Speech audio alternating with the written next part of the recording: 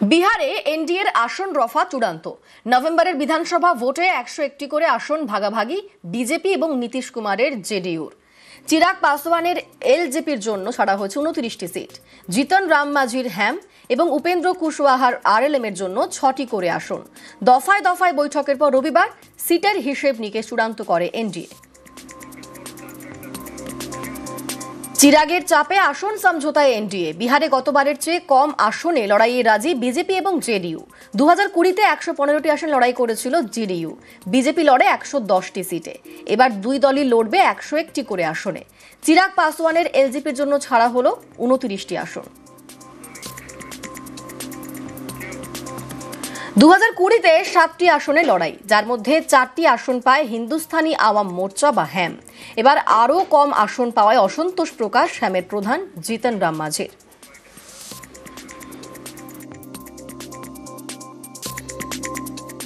आला कमान ने जो तय किया, निर्णय किया, वो निर्णय शिरोधार्य है, लेकिन 6 सीट दे करके हमारे जो महत्व है उसको उन्होंने कम करके आंका है, जिसका हो सकता है कि खामियाजा भुगतना पड़े हमारे एनडीए को।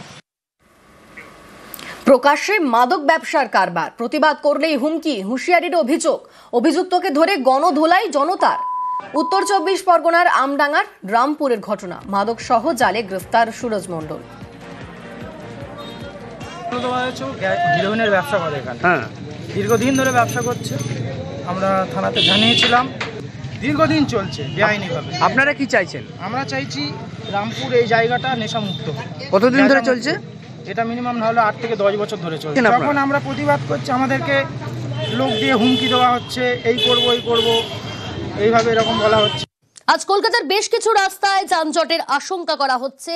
বেশ কয়েকটি মিছিলের জন্যই যানজটের আশঙ্কা। আগে থেকেই সতর্ক করল কলকাতা পুলিশ।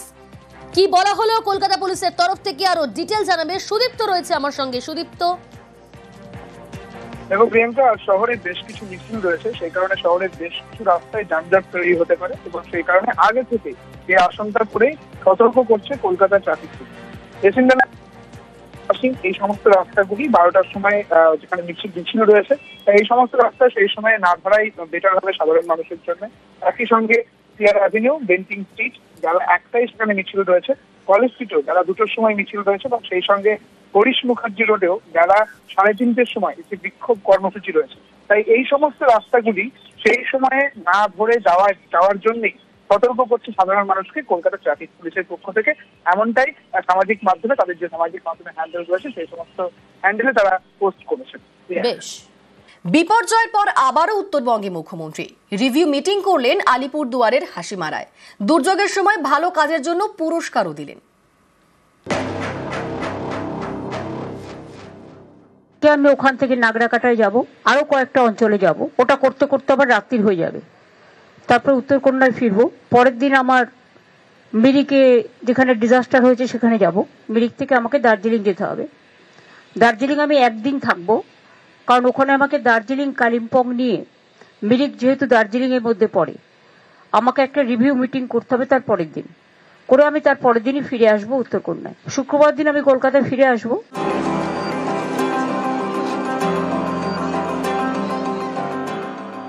সোমবার গিয়ে বুধবার ফিরেছিলেন, তারপর আবার রবিবার বিপর্যস্ত উত্তরবঙ্গে মুখ্যমন্ত্রী।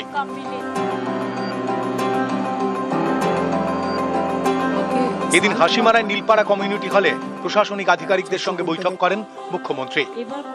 ত্রাণ এবং পুনর্বাসনে বেশি নজর দিতে নির্দেশ দেন।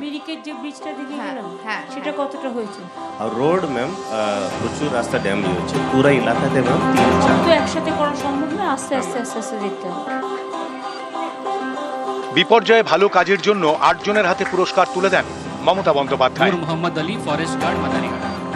আমি অভিনন্দন জানাই যে ঘটনা জল আসবার আগে এরা ইভাকুয়েট করে দিয়েছিল, ফলে এখানে জীবন হানিটা হয়নি। যে জায়গাগুলো ক্ষতিগ্রস্ত হয়েছে তার ফুল সার্ভে করে ডিএম একটা রিপোর্ট তৈরি করেছে, সিএস এর কাছে যাবে। এবং কিছু মানুষ যারা জীবনের ঝুঁকি নিয়ে কাজ করেছে, খুব নিচু তলার, এবং তারা না থাকলে হয়তো অনেক মানুষ বিপদে পড়তো, তাদের এখানে 8 জনকে পুরস্কৃত করা হলো। আলিপুরদুয়ারের হাসিমারায় সুভাষিনী চা বাগান তোরসার স্রোতে ভয়ঙ্কর ক্ষতিগ্রস্ত হয়।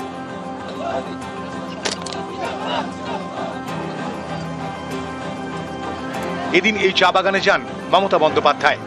চা শ্রমিকদের হাতে তুলে দেন ত্রাণের জিনিসপত্র।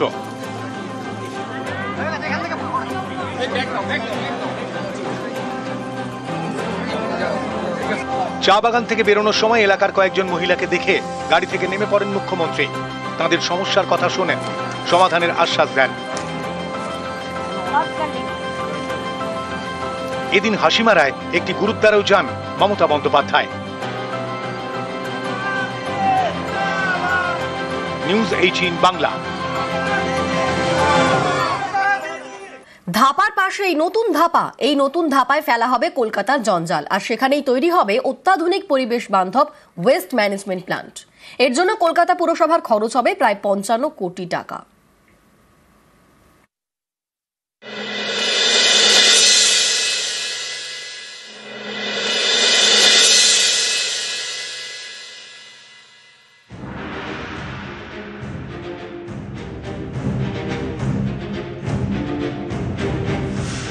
ধাপা জঞ্জাল জমতে জমতে যেন পাহাড়। কলকাতা এবং আশপাশের বেশ কয়েকটি পুরসভার আবর্জনা ভারে ধুঁকছে।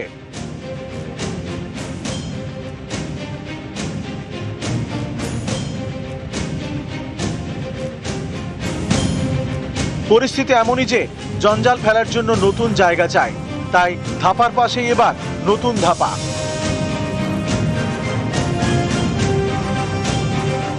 ধাপার পাশে রয়েছে কলকাতা পুরসভার 541 বিঘা জমি। এই জমিতে অনেকে সবজি চাষ করেন, তাদের ক্ষতিপূরণ দেওয়ার কাজ শুরু হয়েছে। সেই কাজ শেষ হয়ে গেলে ওই 541 বিঘা জমিতে তৈরি হবে নতুন ধাপা। তারা আগামী দিন চাষ করতে পারবে না বলে মানবিক দৃষ্টিভঙ্গি থেকে তাদেরকে আমরা একটা কম্পেনসেশন দিচ্ছি, এবং সেই কম্পেনসেশন তারা ইতিমধ্যে গ্রহণ করা শুরু করেছে, আমরা দেওয়া শুরু করেছি, এবং কিছুদিনের মধ্যেই সকলকে কম্পেনসেশন দিয়ে আমরা সেই জমিতে যেই পারপাসে সেই জমিটা নেওয়া, যে উদ্দেশ্যে নেওয়া, সেই কাজটা শুরু হয়ে যাবে।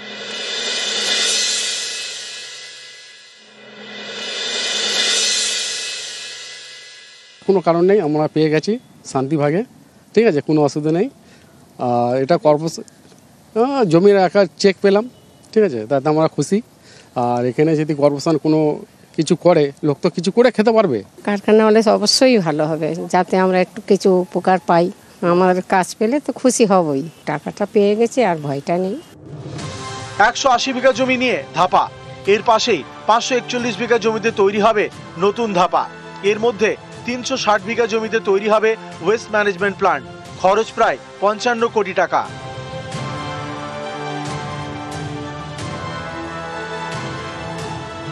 নতুন ধাপায় তৈরি হবে bio CNG plant, power plant, জৈব সার, বায়োমেডিক্যাল ইউনিট। কলকাতা পুরসভা চায় বাড়ি বাড়ি থেকে পচনশীল এবং অপচনশীল বর্জ্য আলাদাভাবে নিতে, তারপর সেই বর্জ্য যাবে নতুন ধাপায়, সেখান থেকে ওয়েস্ট ম্যানেজমেন্ট প্ল্যান্টে। ওইটা ধাপাতে আমাদের তো এখন ওই পাহাড় হবে না বা ওই ভাগাড় হবে না, এখন প্রসেসিং প্ল্যান্ট, অর্থাৎ যে নোংরাটা যাবে সেটা প্রসেস হবে, হয়ে ড্রাই ওয়েস্ট আলাদা, ওয়েট ওয়েস্ট আলাদা, সেটাকে প্রসেস করে সেটা আপনার হয়ে যাবে এইসব ফার্টিলাইজার প্ল্যান্টে চলে যাবে। সেইটার জন্য যে প্রসেসিংয়ের যে জায়গাটা আমাদের, এটা আমরা টেন্ডার করছি, করে ওটাকে প্রসেসিং প্ল্যান্টগুলো করব। প্রাচীর দেওয়ার কাজ শুরু হয়েছে, এখানেই হবে নতুন ধাপা। আসলে নতুন ছোট ছোট প্ল্যান্ট প্রক্রিয়াকরণের, যেখানে আর ময়লার পাহাড় নয়, থাকবে নতুন নতুন প্ল্যান্ট, পরিবেশ বান্ধব ধাপা তৈরি হবে। ক্যামেরায় রাজীব সিংয়ের সঙ্গে বিশ্বজিৎ সাহা, নিউজ 18 বাংলা।